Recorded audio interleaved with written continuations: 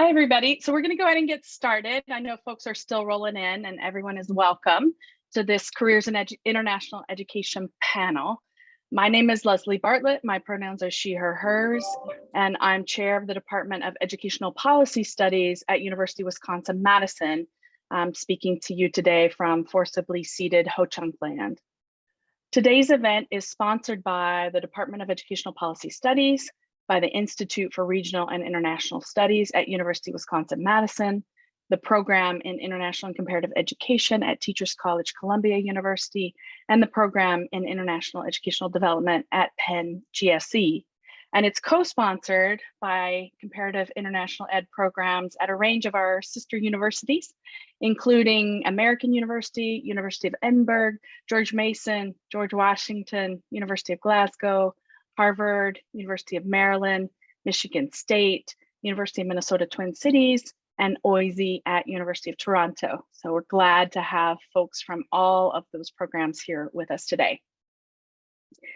We recruited some brilliant and kind folks with different degrees from disparate institutions who are working in diverse parts of the field in an effort to give you a very wide view of the careers that are possible in international educational development.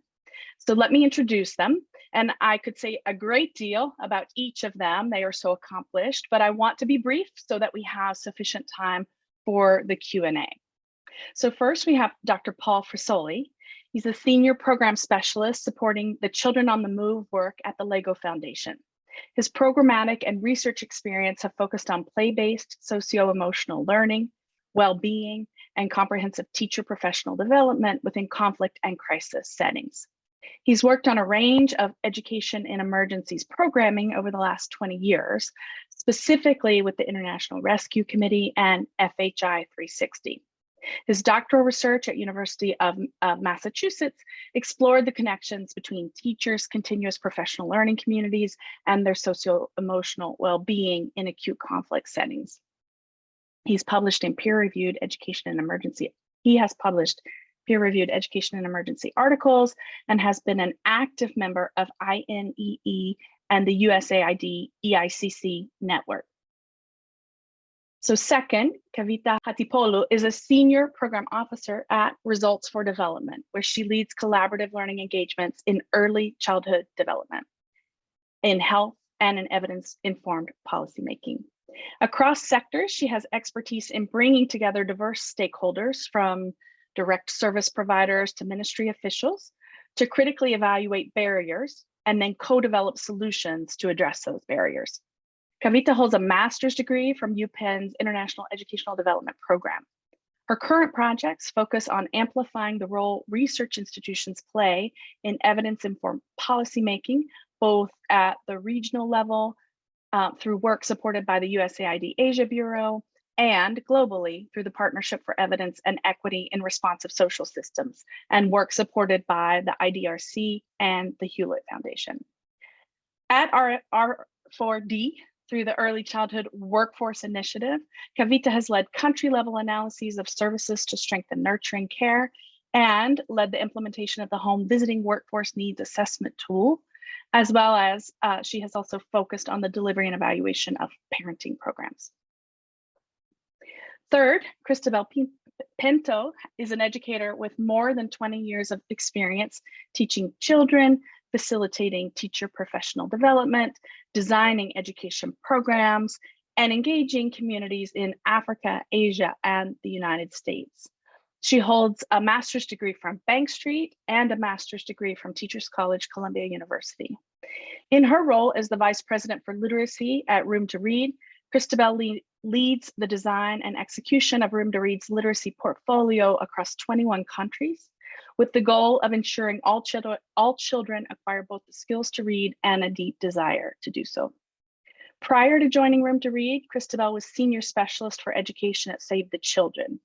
Her expertise in education crosses subject and age boundaries. Previously, she designed early grade numeracy programs, worked with adolescents, teaching them math, science, and sexual and reproductive health, and served as guest lecturer on child and adolescent development at San Francisco State University. And finally, Dr. Jonathan Stern is the Research and Evaluation Lead in the International Education Division at RTI International. He has over 18 years of experience in research design, educational measurement and assessment, quantitative methods, and program monitoring and evaluation. He holds a master's in international educational development from Teachers College and a doctorate from Vanderbilt in international educational policy and management. Dr. Stern, Jonathan, has provided technical expertise and assistance to education programs and ministries of education in more than 20 countries throughout his career. He currently serves as the principal investigator for 2 large-scale cross-country research initiatives. The Gates-funded Learning at Scale, which is investigating 14 of the most successful early grade reading and math programs across the globe, and the Lego Foundation-funded Play Accelerator, where he serves as evaluator and research partner for 5 learning through play-focused implementation programs in 5 countries.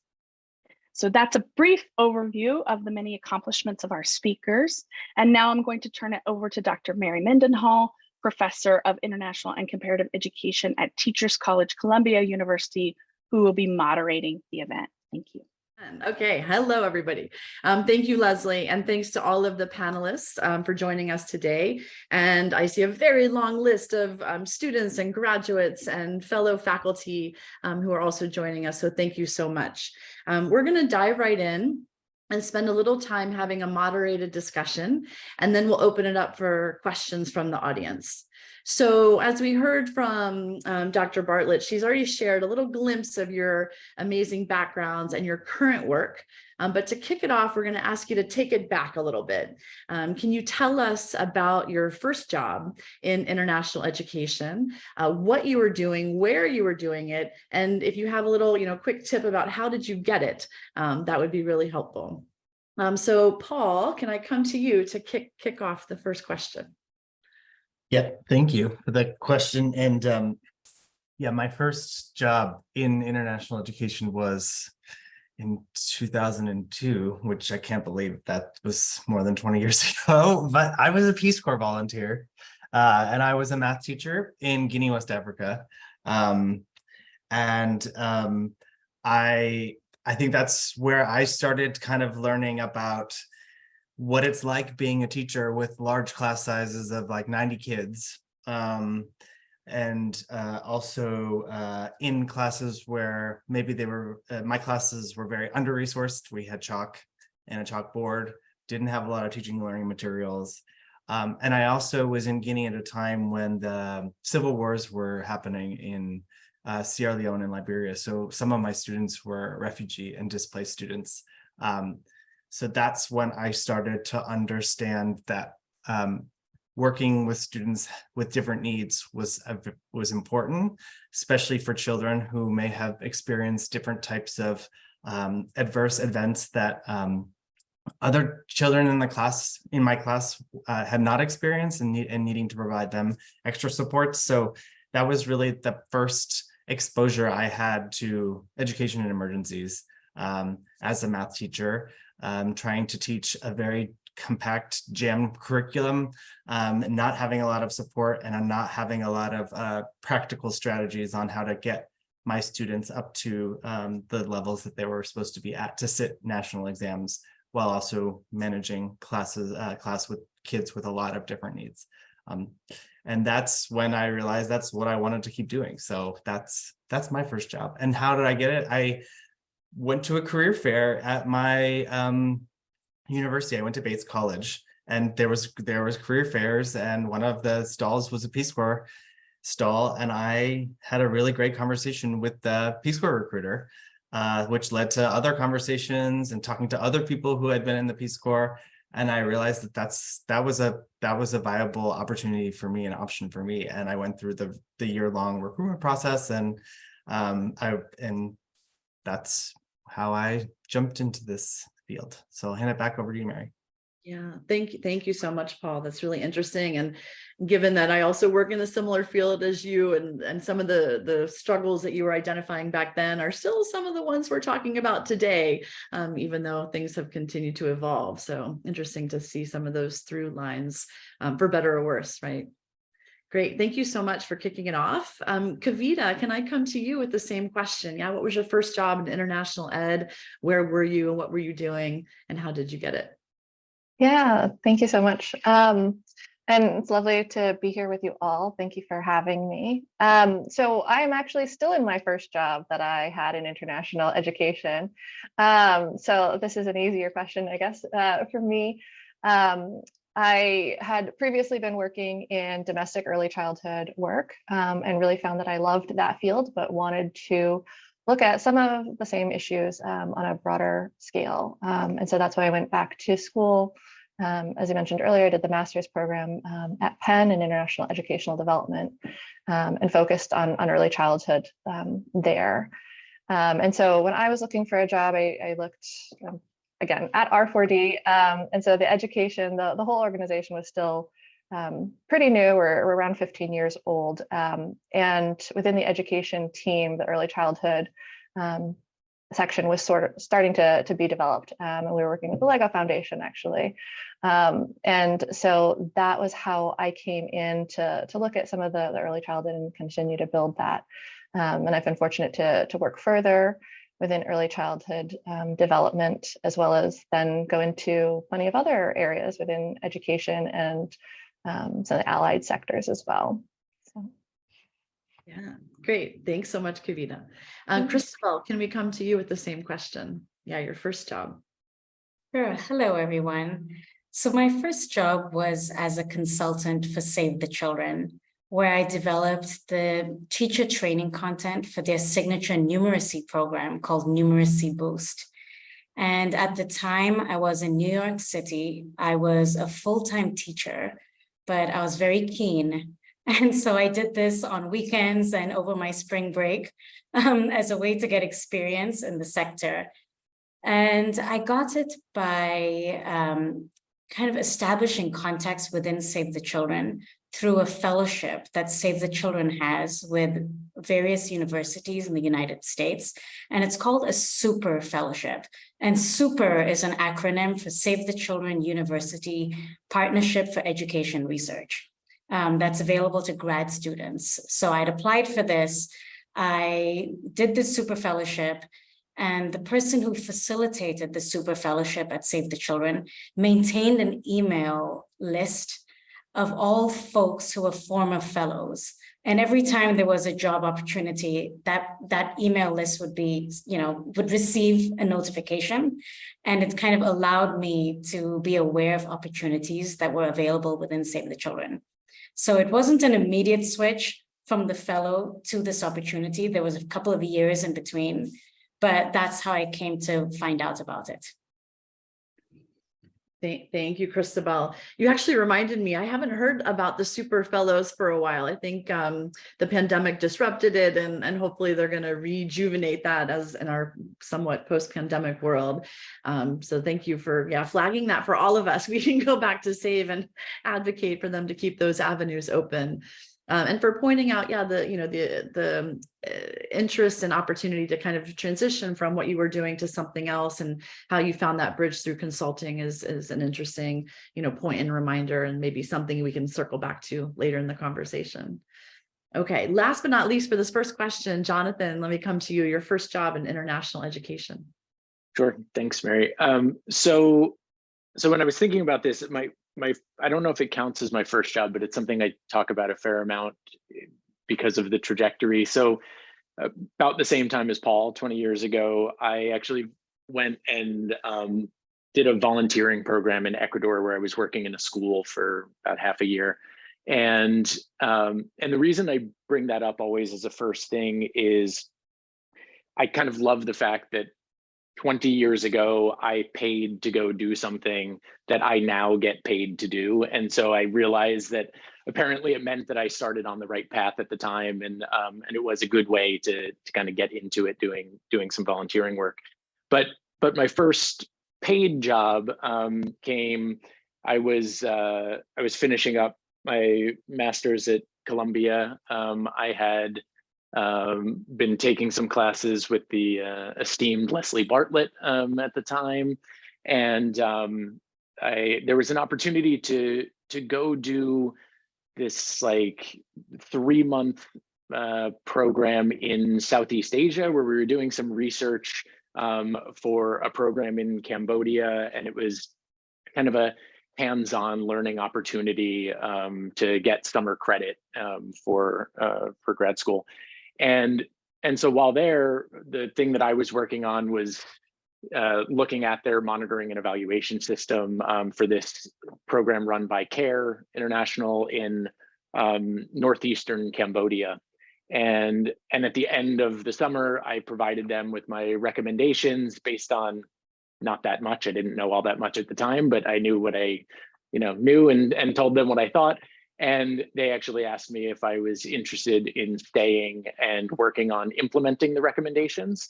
So that's what I did. I ended up just living in Cambodia and staying and working for CARE on this program as their monitoring and evaluation specialist. And so it was a nice thing. It was kind of a pretty easy transition since school had gotten me there in the first place. And then it was really just about, kind of talking to the right people, showing my interests, and providing something that at least one person thought was valuable enough to ask me to stay and continue working on it. So. Great. Thank you so much, Jonathan. All right, we're going to come to our second question. I'll mix up the order a little bit and then we'll see if I can keep track of it. But Kavita, I'll start with you. But there's a lot happening, right, around our greater field of international and comparative education. And so it'd be really, I think, interesting and helpful for us to hear from you, like what growth opportunities do you see happening now or on the horizon? You could speak broadly about international education work or kind of specific to your area of expertise and your kind of subsector, subdiscipline, if you will. So feel free to come at it from either direction. But it'd be great to Kavita, I'll come to you. Just what are the growth opportunities you see now and hopefully looming in a good way in the future? Yeah, thanks. I think it is an exciting time to be focusing in international education. It does seem like there are a breadth of opportunities, at times for better and for worse. And I think picking up on some of your areas of work and what Paul was mentioning earlier, I think the sort of areas of trauma and education, how they intersect, what are the impacts, is a growing area and an area that merits more attention. I think ECD, it's been exciting, having worked in the domestic and then international over the past, 10, 15 years. I think the growth in attention paid to early childhood development has really taken off and is really heartening to see. I think there's a lot more broad consensus around the value of early childhood, and I think a lot more still to be done about what does that mean in practical purposes, and how do you work across sectors, particularly to deliver some of these necessarily multi-sectoral services and interventions. And probably related to that point, I think it's that increasing sort of recognition and being able to work at the interface of education and other sectors. I think the SDGs provide sort of an overarching framework, but I think across around how countries are implementing and what there's increased recognition that these are not sort of separate education alone activities, but looking at the interface between education and health and child protection, and increasingly around climate as well, as being important. And then I think from sort of the approach side of things, opportunities around sort of looking at co-creation models, collaborative learning, ways in which you bring partners together to collaboratively understand what are some of their needs and hopes and challenges, and then working alongside to sort of address those in different and creative ways as a growing area. Yeah, no, thank you. Yeah, I think it's really important to point out, right, that multi-sectoral kind of interfacing and this recognition that we can't kind of stick within our silos, right? We need to think about the connections to these other areas whether we're in the kind of humanitarian space or the development space or other spaces. So to your point around health and climate and related issues, and really kind of engendering that co-development, co-ownership, collaborative approach is really, really key. Yeah, thank you, Kavita. Christabel, can I come to you to reflect on growth opportunities that you see? Sure. With the COVID-19 pandemic, schools got closed overnight. And a lot of us were used to working in education through school systems.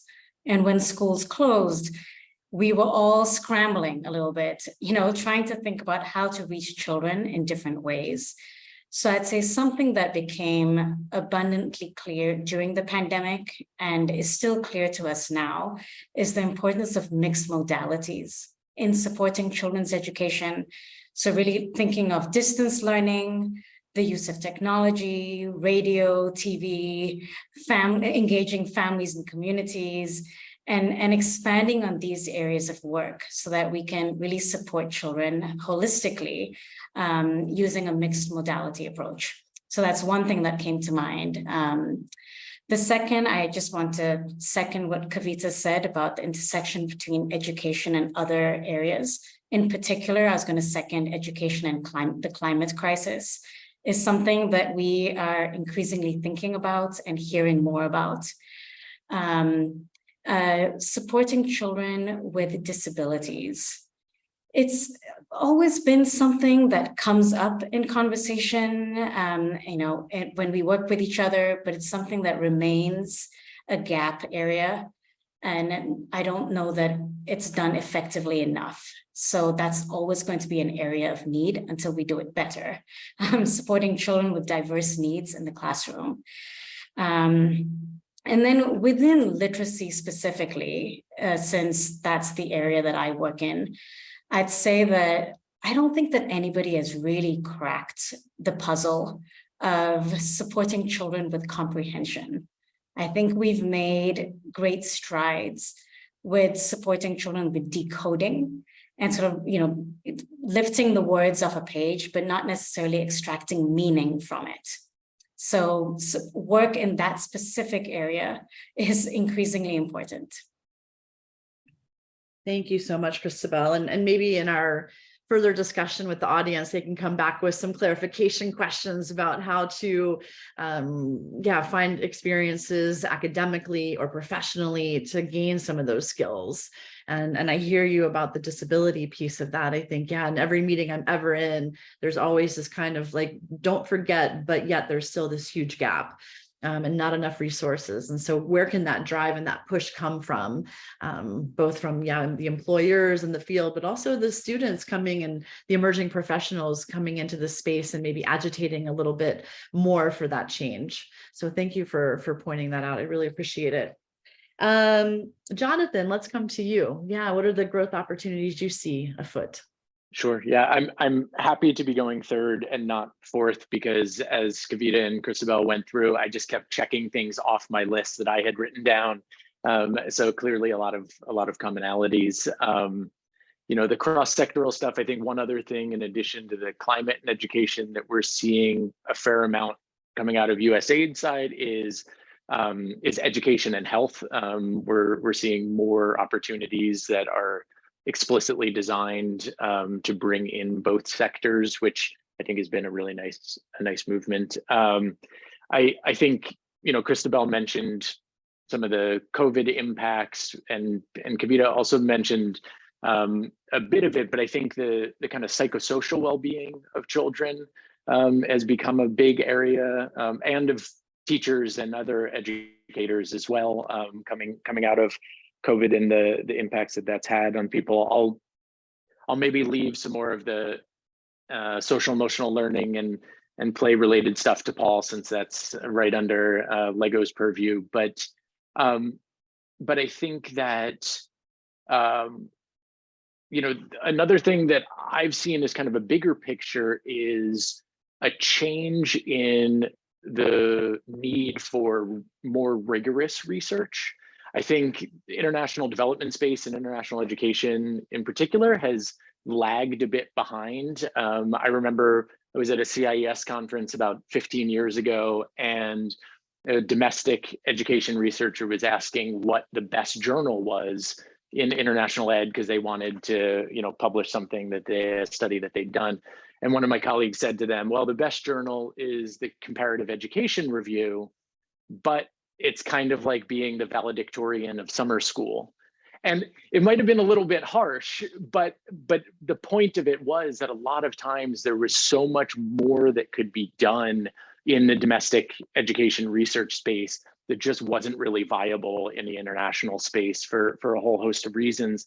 And I think that seeing the number of high quality researchers and institutions getting into the space, the partnerships with a lot of universities, the capacity building that's being done in a lot of countries, it's leading toward a lot more rigorous research and evaluation, which I think has been a really positive shift across the board in the sector as kind of I've seen it moving. I think the last thing I would say too, Christabel mentioned that we haven't really cracked the reading comprehension thing, which I am completely in agreement with. I think one of the other things that we haven't quite cracked, even though as implementers we all do it all the time and think we know what's best, is the actual teacher behavior change and what are they doing in the classroom that's most impactful for improving student outcomes. I think we often have these cascaded training models, we have these best practices that we're trying to get them to implement, but what's actually the trigger for changing teacher behavior, and how do you get real uptake for best practices in the classroom? I think it's something that we're still a bit on the fringe of and learning more every day, but I think there's a lot of work to be done still in that space. Yeah, thank you, Jonathan. And I think around research too, it's also then translating the research, right?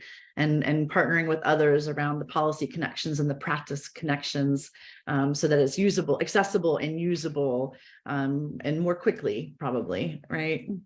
Yeah, definitely. And the point about teachers, I'll save you my diatribe. I'm not supposed to be commenting as a panelist, but I'll save you my diatribe, because I totally agree with you. But we also need to pay them and respect them and support them so that they can change their behaviors and continue to be well themselves and help their learners. But I'll stop there.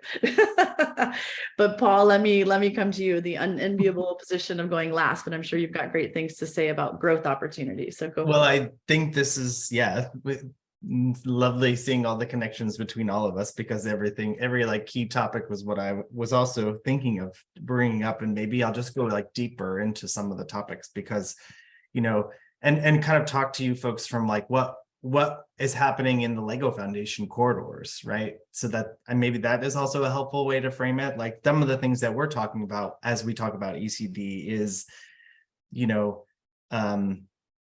what works for whom, under what conditions, especially based on what Christabel was talking about, is in terms of multiple modalities and how different modalities support children's holistic development, especially young children's holistic development. And there's some really cool research coming out really soon on an early learning program intervention and the effect sizes on children's literacy, numeracy, and their mental health and psychosocial well-being.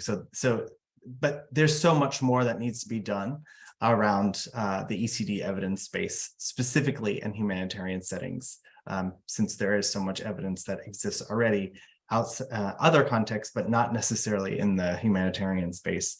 In terms of PSS and SEL, I think it's getting the mental health and health people and the education people to speak together and understand that they have a common goal, and that by working together, they can not just support children's social emotional outcomes, but also their psychosocial and mental health outcomes, and having very clear conversations about the similarities and the differences between social emotional learning and mental health programming, for example. There's a lot that needs to be done. We know, as folks were saying on this call, that children's well-being was a big topic in COVID and post-COVID, but what have we been doing to try to better understand how do we support children's well-being and teachers' well-being and caregivers' well-being? That's a big topic, and we can't let different policy conversations kind of shy away from that really important topic. And it's something that requires advocacy. So that's another trend, is not just programming, but advocacy in a lot of these different domains.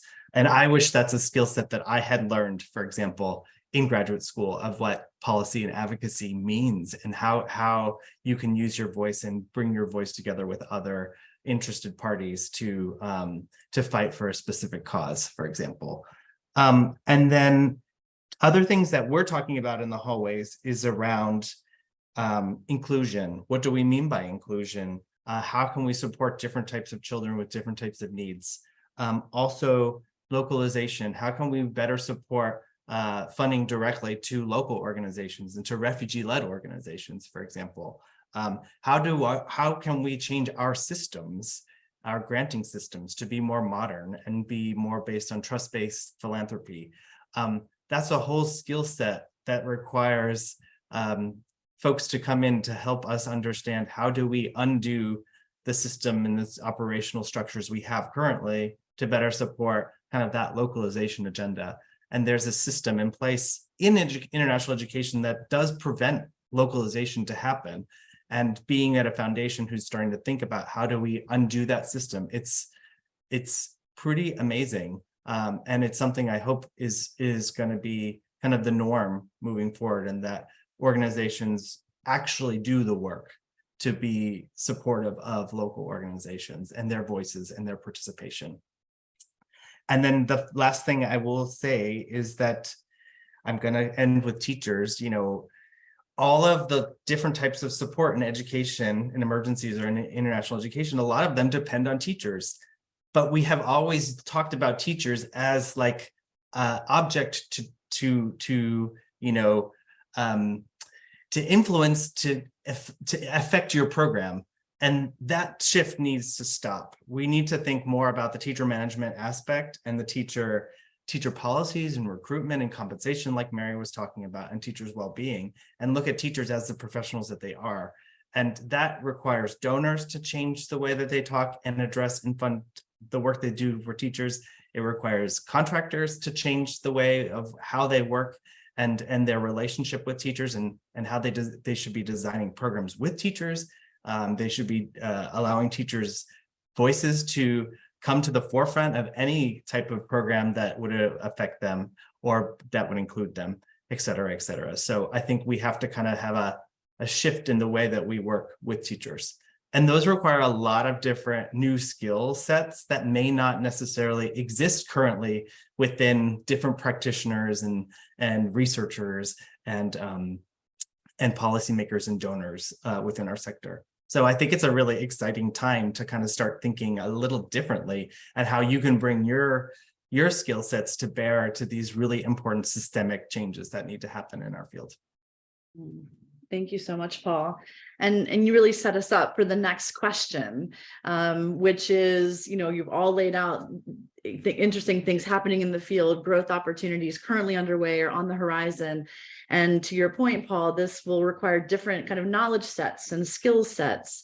And so the question, and Jonathan, I'll come to you with this one, I'll keep mixing it up a little bit, is, we heard all this really interesting, sets of reflections in that last question. Now, how do recent graduates generate that new knowledge and those new skills development opportunities, maybe in their graduate work, but also in other spaces? So if we could get a little specific, and I think this is great for the students and emerging practitioners, policymakers, researchers to hear, but also for us as faculty, as we think about changes we want to make and need to continue to make to our graduate and undergraduate training. So our ears are perked and open. So Jonathan, let's come to you. What suggestions do you have for students and graduates to build these, needed knowledge and skills?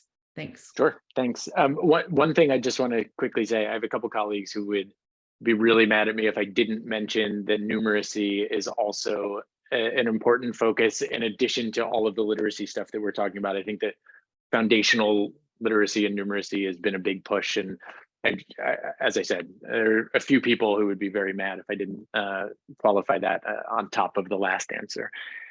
But for this one, I think one of the things that Paul said that I was thinking about as well and have thought many times in my career is about this kind of policy and advocacy focused lens. I think that to me is probably the most useful skill that I think anyone can have coming out of research, grad school, whatever it is it's not just about having the opportunity to conduct a study, right? I think that's hugely important for people to have opportunities to be a part of either analysis, writing, or actually design and conducting studies, whether that comes from,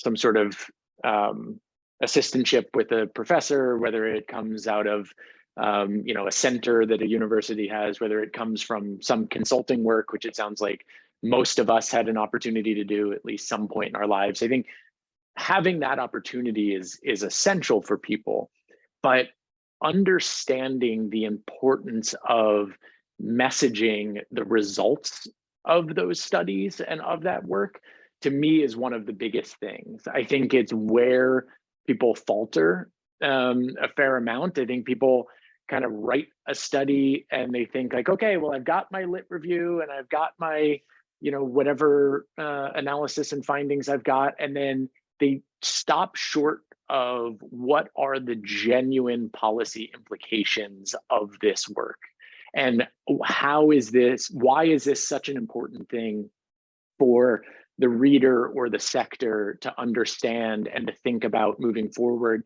and how does it build on future work that's going to help the sector progress. And so I think that idea of one, focusing on always having opportunities to focus on policy implications, which means having a concrete understanding of the current state of affairs and the gaps in knowledge that exist, right? Because you can't really talk about policy implications without really knowing what's already done and what doesn't exist. But I think broadly too, just having opportunities to write is a really big one. People write a lot of papers for classes, and that's great, right? It's an important skill to have. But a lot of times the paper that you write for a class is not going to be something that's very useful to share with a lot of other people or that people are going to want to see. But we now live in a world where, for better or for worse, like blogs are here to stay, right? There are definitely other opportunities for people to be able to get their voice out in writing in an open forum. And I think that can be really valuable. I think that having the opportunity to be able to have a free space where it's not necessarily a purely academic focus, but that you do have a little more of this idea generation and thought side of it, and can think about the implications of your work. So those opportunities to write, whether it's reports, papers, publications, or blogs, or informal opportunities, I think are really essential. And then lastly, because I've been talking for way too long, I'll also say that I think hard skills are the most transferable thing. I think you can learn a lot on a job. There are a lot of people come in with very different backgrounds and content areas and things, and can learn about our sector in pretty easily on the job. But one of the things that some schools tend to do more than others is have, like, even if a master's program isn't designed to develop people as researchers the way that a doctoral program is, having at least a basic statistics course, a research design course, some things that are offered that provide people with those hard skills that are useful for them to be able to digest the literature that's out there and to be able to speak intelligently about it as they're thinking through, what the sector needs and what kind of jobs they're interested in. I think that is a really big piece that programs need to be thinking about providing more opportunities for, because I think those are, in my mind, the most transferable skills. But that was probably too much. I'll stop there. No, that's great. Thank you, Jonathan. And yeah, really thinking about different types of writing for different audiences through different outputs, right? And just for us to kind of find ways to diversify that through our academic programs, or then obviously in partnership with other partners and organizations that we might be conducting research with, or other relevant projects. I think that's really, really important. And that gets back to that earlier point about translating the research, right? Making it more accessible more quickly to a range of people. So that's great. Thank you. So Kavita, let me come to you with that. Yeah, what are your suggestions for students and grads for building these knowledge and skills? And kind of related to that, like when, students or not students, but prospective employees are applying for jobs with you, like what pops out from a CV or a resume? Like what kinds of skills or experiences kind of catch your attention? If you can think about that one. Thanks. I might leave the second part to others, but I think lots of things kind of cross my mind here, and just going back to the earlier question too. And I think expanding, it's not just teachers. I think that's like the whole workforce, again, sort of in this multi-sectoral nature. The workforce is of increasing importance, and what that means is whole people who come to work as well. Okay, so shifting back though, I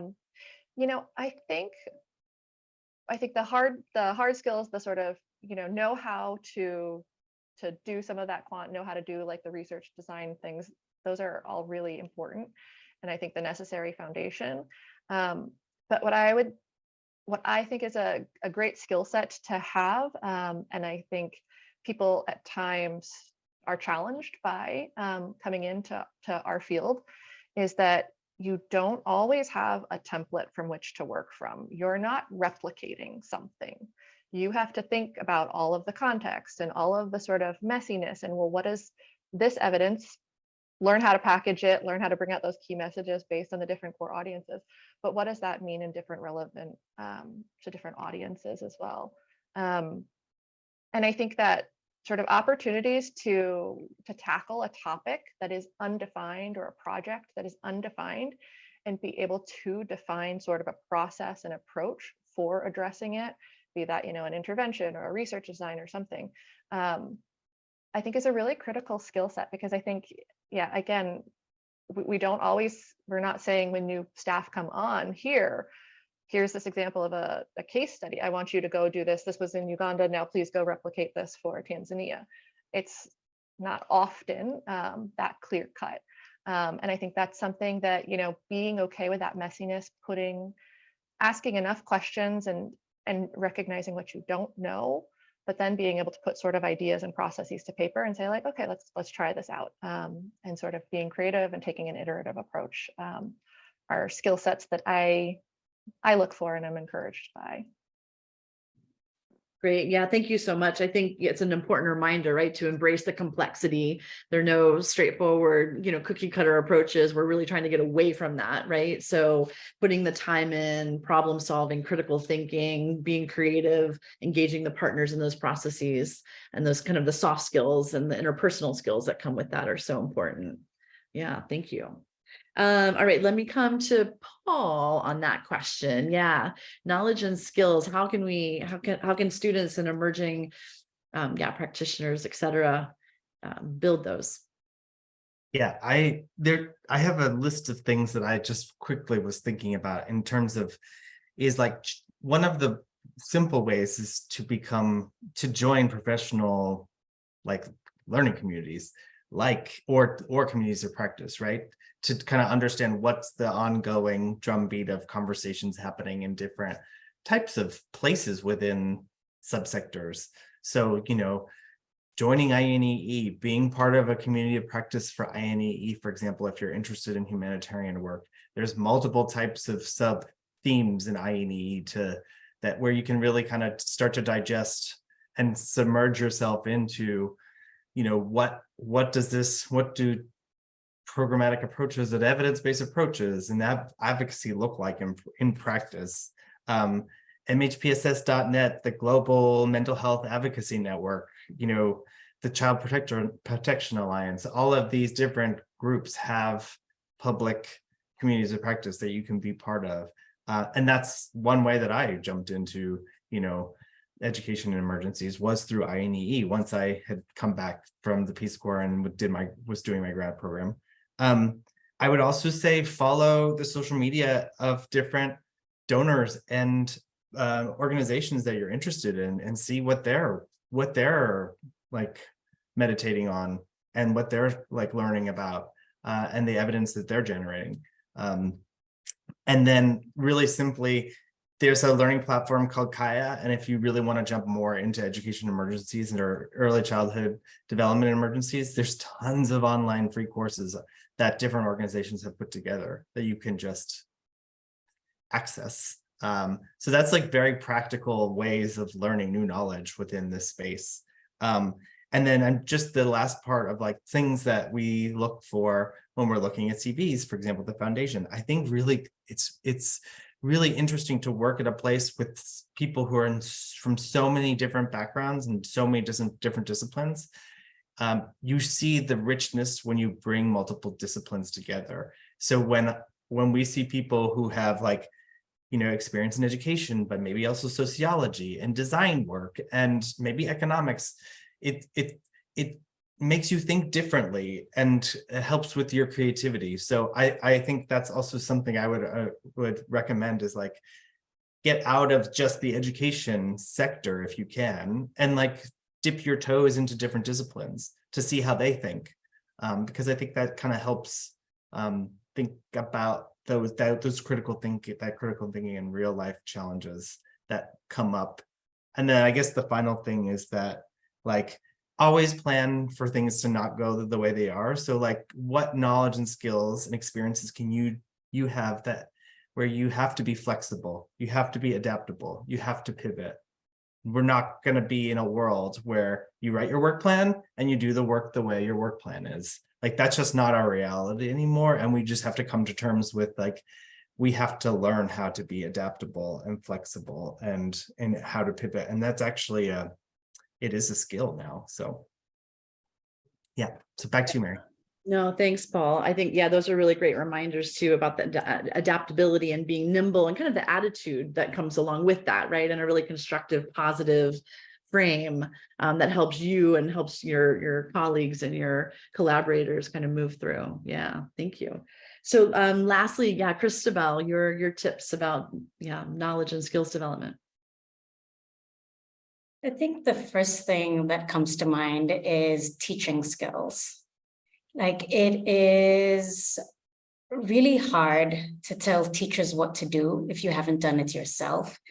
And I think if you've taught yourself, you can respect how difficult it is to teach. You can be a better advocate for teachers. You can have more empathy, for the struggle that many teachers face, being asked to teach in circumstances that really are kind of quite impossible to teach in. So getting teaching experience, I mean, if you have a teaching credential, that would really stand out on your CV, but at least get teaching experience so that you're coming in with this knowledge and understanding. And it sounds like it's something that I shouldn't have to say, because this is the field of international education. And when you hear education, you expect someone to teach, right? But it is surprising the number of folks who maybe haven't taught themselves, but are telling teachers what to do. So that's like one thing I would highlight. And then the other is, I don't know that if you would consider this knowledge and skills, but I think it's perhaps more of an attitude that you can develop through learning, is being aware of your own privilege, like who you are and how that intersects with the work that you do in the sector, especially if you're from a former colonizer nation, working in a formerly colonized nation, recognizing, what the dynamics are at play, how you are perceived, having a sense of humility, knowing that you don't know all the answers, that you have a lot to learn from the folks who you're working with in the various countries that you go to, and respecting like local knowledge of your colleagues from diverse contexts. So I would say that's important. And I think there's a lot that you can do to read about, to reflect on, to recognize your privilege as you're entering the sector. Yes, thank you so much, Christabel. I think that's such an important point. I know a lot of different graduate programs are really reckoning with that, right? The decolonization movement, the anti-racism movement. What does that mean for the way we're teaching now, the way we're preparing, future practitioners? And I know many of us, who I see faculty in the Zoom room, talk about humility a lot, right? And I think that's a really important point. And then, yeah, checking your privilege as we engage in these spaces. So thank you for reminding all of us of that. I have one more question, and maybe not everybody needs to answer it, but as we're kind of transitioning here, Michael, if you can open up the chat box again, it would be great to start fielding some questions from the wider audience. So feel free, hopefully you've been taking notes already, and you can populate the chat box with a few questions for our panelists. And maybe I'll leave it up to maybe a couple of you to answer this last question, just because we talk about networking, right? And the importance of networking, making connections and relationships. And we certainly heard that in many of your comments today. So what are suggestions that you have for students or recent graduates about how to engage and kind of develop these productive professional networking engagements, whether they're face-to-face or virtual? That are kind of well received by you, if you're on the receiving end of that, but just kind of general practical advice. So I don't know, I want to make sure we get to more audience questions. So maybe one or two of you are willing to share your tips about networking. I'll leave it to you to quickly volunteer. I guess I can start us off on that. Because I think I'd say that that's not my strength, which is why I'm starting us off. At least not in the traditional sense of networking, what people think about, like the LinkedIn account, which I don't have, and, sort of going up to strangers at events and trying to like introduce myself, not so good at that either. And I bring that up because I think there's a way to network that doesn't require doing that. Not to say that you shouldn't, but it is possible to make professional connections differently. And I think the one thing I would say is that people don't forget good work. So anytime, on this panel, like I've worked with Paul and I know Mary, in a similar way, we worked on an interagency working group to develop teacher training materials for teachers in crisis contexts, right? I haven't been the best at keeping in touch with either, but I think we still remember each other, and I know that I can reach out at any point, right? And like this is how I sort of have built network over time. Former colleagues in working groups that I've been a part of, former professors that I've worked with and, can continue to reach out to and be in touch with.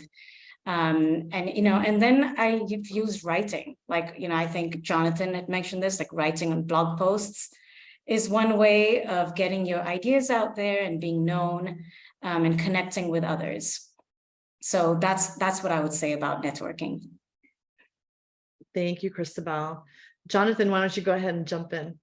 Sure, thanks. Sorry, Paul and Kavita, to steal this but I'll try and be brief. So maybe I'll take a slightly different angle from Christabel, because I totally agree, and I think everything she said is spot on for a great way to think about networking.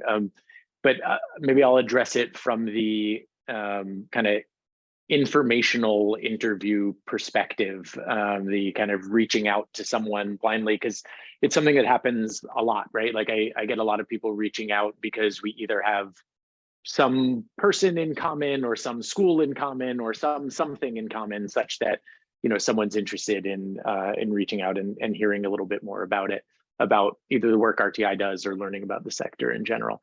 I think there are maybe three pieces of advice that I would give for that. One is be prepared. If you're going to do that, it's really valuable to send a CV and send a description of what your relevant background is and what specifically you're interested in. I'm always happy to take the time and speak to someone, but it's a lot more useful and productive of a conversation if I know going into it what the specific skill set and interests of that person are, so I can target the way that I provide my overview and advice. But but I can also then get a sense of who it is I'm talking to from the start. So I think that that preparation is really useful. So also, if you reach out to someone, do a little research into what work either they do or their organization does as well, right? Like, don't just go in blindly because you happen to have some random connection. It's useful to take advantage of that network opportunity, but take advantage of it in a productive way and make sure that you're prepared. It always comes across better if you're well prepared. One other thing, I think everyone probably agrees, people love talking about themselves. I'm no exception to this. It's easier to talk about myself than it is about other people because I happen to know myself well. Use that to your advantage in these discussions, right? Like, make sure to ask targeted, useful questions when you're having these informational interviews. It's not bad to talk about yourself in the informational interview as well, right? Like, you want to give some information across, but you don't want to spend the whole time talking about yourself and not actually, even though you're trying to in some ways sell yourself, I think it's often perceived better, for my perspective at least. I'm more impressed when someone asks me really interesting questions than I am when someone just tells me all of the experiences that they have, right? I think that quality of being able to ask good questions and ask good follow-up questions and show your engagement is one of the most appealing skills in my mind that I see when I have these discussions. And maybe slightly relatedly, the last one is, if you're more junior, that's okay. Like, don't be afraid to be more junior, right? Everyone doesn't have to have every skill. Everyone doesn't come into an organization at the same level. So you don't have to try and pad your CV and make everything look like it's this more impressive research or impressive work than it is. Like, you're allowed to be at a more junior part in your career and come in not having all those skills and opportunities that others have had, but be eager to learn and be open to new opportunities. I think having that mindset of wanting to learn more about the organization, wanting to learn more about the field, wanting to try more experiences and do things, once again, to me, is a much more engaging and impressive quality than somebody who comes in and just tries to tell me like everything that they've worked on. And a lot of times, especially if it's someone coming in who's really young in the field, not to say that it isn't worthwhile and important stuff, but at some point it's limited in what you can do by a young age. And so being able to, maybe it goes slightly to that humility piece that Christabel was talking about as well, in a different vein. I think those are some of the things that resonate really well with me when people reach out and have these discussions. Great. Thank you for those tips, Jonathan. All right, we've got some great questions coming in the chat box. So let's see if we can do a little bit of rapid fire here. And the first one was initially pointed to Christabel, but I'm assuming, and I kind of know all of you could speak to this to some extent, but as you mentioned the consulting work in your own background, the question is kind of what suggestions do you have about building that network and identifying clients or consulting opportunities? So Christabel, I don't know if you want to kind of kick us off and see, what you'd like to offer in response to that. I think that working within the sector opens up those opportunities more easily than coming from the outside cold, trying to find consultancies. So if you could, first engage within the sector in some way, you will find that it's much easier to find those opportunities. The other thing I'd say is joining professional groups like INEE, for example, is another way to connect with folks who might be looking for consultants. Great. Thanks, Christabel. Any other quick additions to that? I can move on to the next. Maybe I can just add, because it kind of goes back to the informational interview topic as well, because, you could use your informational interview as like a long game. And like, it's not like you want to have an interview with someone to get something out of somebody. Think about it as in terms of building a relationship with somebody and building a relationship with someone in your professional network. And so I've had many times where people have reached out and they've been very authentic with me about who they are, what they want to learn from me, and then also like what they are trying to do and get into. And then down the road, I have them in my head, and I think, oh, well, I just saw this pop up. Oh, I should send them this, thing that just popped up.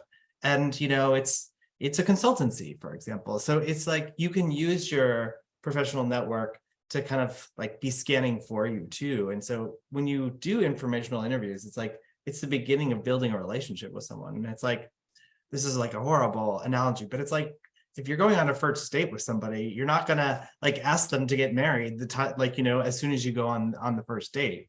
You're really like building that trust, and you're building that connection, and no matter what the age difference is or the geographic difference, etc. So I just think that's something to also remember, is that like the consultancy stuff can also come from a variety of different sources too, which is that's how a lot of it came to me when I started. So yeah, thanks, Paul. And again, the importance of kind of the network and figuring out your connections within these communities of practice or network working group spaces. And I do see more and more opportunities for graduate students to get involved in those spaces, which is, I think, also really encouraging and creating those inroads kind of into the profession and those relationships. So thank you.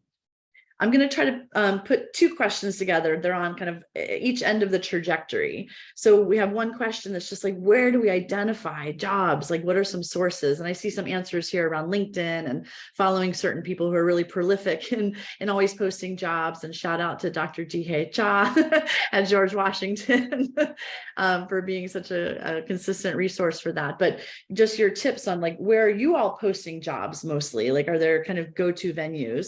And then on the other side, you've gotten through maybe an interview or two, or you're kind of in the cycle. Like, how long does it take to get a job offer? Could you kind of open the black box and demystify that a little bit? What is going on? It's feeling sometimes, I think, to many that it's being drawn out more and more, and their budgetary and other hiccups along the way. But if you could kind of tackle that. So I don't know, Kavita, can you talk about either one of those? But yeah, resources at the beginning. How do I find these jobs, and how do I actually get that job? What's going on? Why is the offer taking so long? I'll speak to the second one. The job recruitment processes internally take a long time. Externally, they take a long time. I think it's not always as expedient as we would like, and I think that's because there are certain requirements about sort of posting times and lengths and interview cycles and different internal sort of processes and protocols that you have to go through. But beyond all of that, it's just that people get busy, project needs change. There's just a lot. It's hard to coordinate those people in those review cycles. And so I think that's a little bit just the sort of the way of the game here. And unfortunately, I would say, the average recruitment cycle from like idea to person hired takes, I'm going to go with like on average, like 6 months, maybe more. And I think, again, depending on the type of job or the type of activity that you're hiring for, there might be even more specific requirements like language requirements and things like that further impact sort of the application pool. And it's tiring and challenging, and I empathize. Mm-hmm. Yeah, thank you, Kavita. I often think about the fact I applied for an assistant professor position at University of Virginia when I came out of grad school, and 2 years later, I got an email telling me that I had not received the position, which I was relieved to know that I hadn't received it, but I had not been waiting around for 2 years just to learn that piece of information. So, I mean, it can be slow. It can be really frustrating and difficult. I think in terms of timing, some organizations move more quickly than others, right? I think like the UNESCO's and UN branches of the world tend to be incredibly slow. Some of the foundations and nonprofits might move a little quicker from time to time. A lot of it too depends on the actual position. Sometimes, and this is something that it's hard to not be discouraged by, and you don't necessarily know, but sometimes jobs are posted because they have to be posted, but they have someone in mind for that position, right? So that can actually move very quickly for that position, for that person they're targeting, because it's been already pre-established that we are creating an opening because we want this person, this is what we're going to do, and they have to publicly post and interview. You don't always know it. It can be a little discouraging because then you maybe not hear back from things for a while, and it may take some extra time. But I think of it very similarly to the way I think of finding a partner in life, that like my take has always been, if you have the luxury and flexibility to not settle, try not to do it, right? Like you don't always have the flexibility. Sometimes you have to take a job. Sometimes you need work, right? Sometimes you need, like that's always going to be a thing. But I think that holding out for the right opportunity and trying not to get too discouraged, I think we've all probably been there at some point in our lives. And the last thing I will say from my experience, I had a span of about a year where I had no job offers, and then I literally got 3 of them within the same week. And it was purely coincidental. One of them I'd applied for like 7 months earlier, one had been like a month earlier, right? So I got lucky that they came about, but I could have taken stuff a little earlier because it was there and I like kind of liked it and didn't, but instead I found a way to like, you know, keep progressing, doing some consulting work or doing some things on the side, and found something I really enjoyed. And to me, it was a worthwhile decision. As I said, it's not always an option for everyone, but I do think when possible, I recommend it. Yeah. Great. Thanks, Jonathan. So we're going to start winding down here. I'm going to try to squeeze in a few more questions, though. I'm going to put 3 of them out there and hopefully we can get some quick answers before we have to conclude. So there are 2 kind of thematically specific questions. So one really picking up on the disability inclusion conversation we were having earlier about the gap, and just, you know, what advice you have for young professionals who want to engage and be involved in that and kind of move things forward. What kind of targeted advice you have about that in particular. And then there's another question, like we've been talking, you know, about different areas of expertise and kind of sectors and subsectors. And there's a question around kind of the non-formal education space and the adult education space. Is there anything different about what you said today for that particular sphere or age category? And then lastly, a really important one, we have, you know, we're international education. We have a lot of international students looking for jobs in different places that may not be their home countries. So, you know, are your organizations, for example, hiring international candidates, or what other advice do you have for international candidates working, you know, looking to secure employment in the field? So those are 3 really distinct questions, and I'll kind of, you know, leave it to you to volunteer to respond to them before we have to wrap up. I can take the last question. Go, Paul. And I mean, the Lego Foundation, it is, let's see, we're based in Denmark. There are about 130 employees currently at the foundation. 75% of the employees are international employees. So, you know, this organization really values multiple perspectives, people from different backgrounds with different experience and expertise.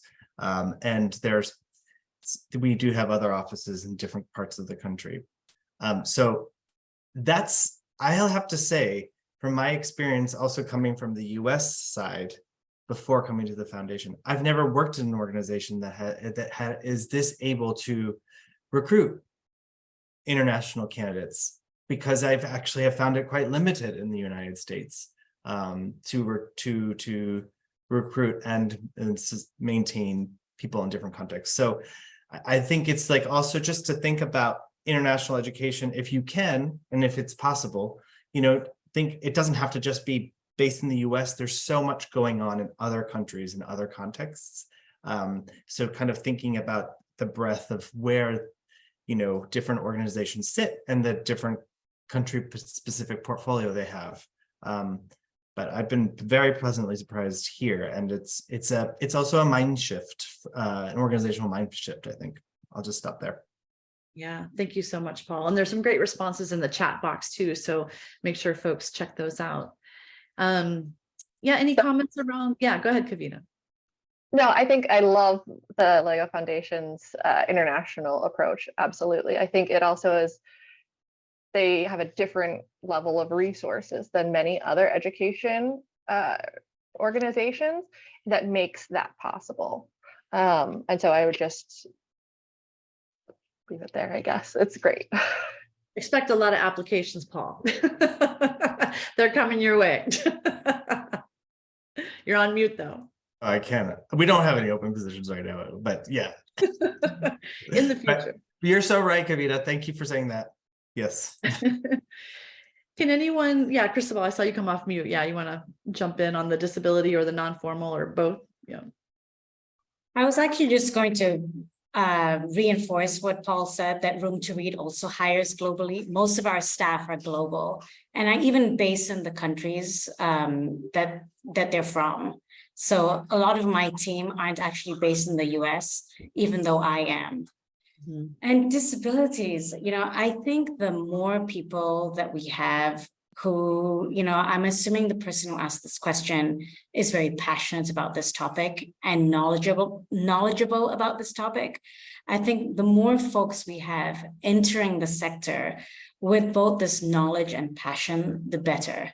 The more people realize that supporting children with disabilities actually supports all children to learn better, the better we will move forward in this particular area of work. It isn't really this separate thing. Like, what's good for children with disabilities is good for all children. And I think we need more voices to say that. Yeah, thank you so much, Cristobal. Any final response around non-formal ed and adult ed? Yeah, adult ed's a little outside my purview.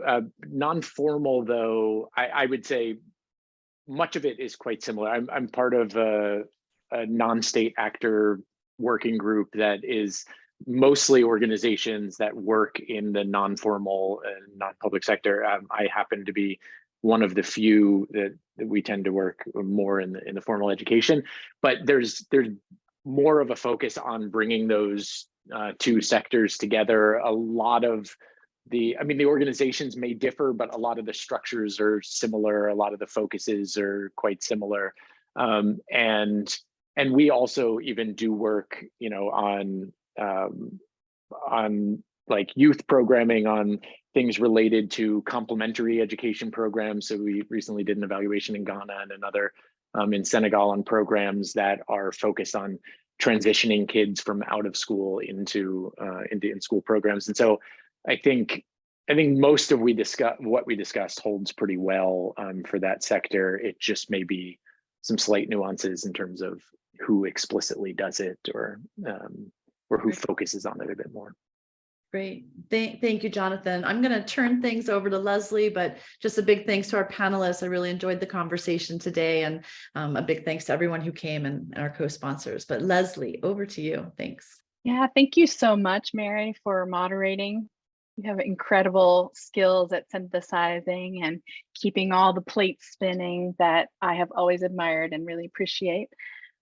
Deep thanks to all our speakers. I told you all these were phenomenal people. We got all kinds of advice, including dating and marriage advice, also.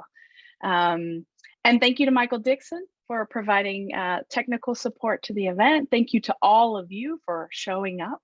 We appreciate it. We're hoping to make this an annual event, so we won't press all these folks into service every year, but if you all are continue to be interested in the field, you might look for a similar event next year. Thank you all. Hope you have a great day.